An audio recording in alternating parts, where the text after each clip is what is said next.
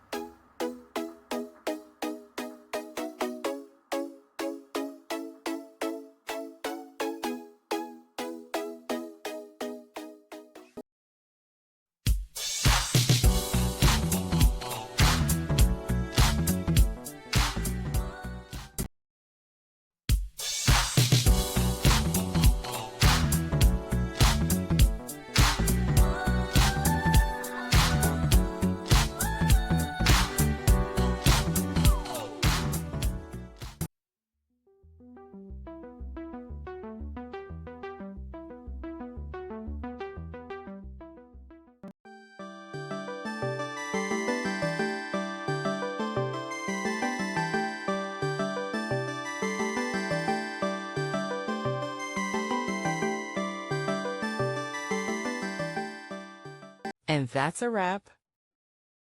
I hope you found the answer you were looking for.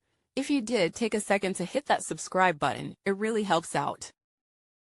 And let me know in the comments which solution worked best for you. See you next time in the debug zone.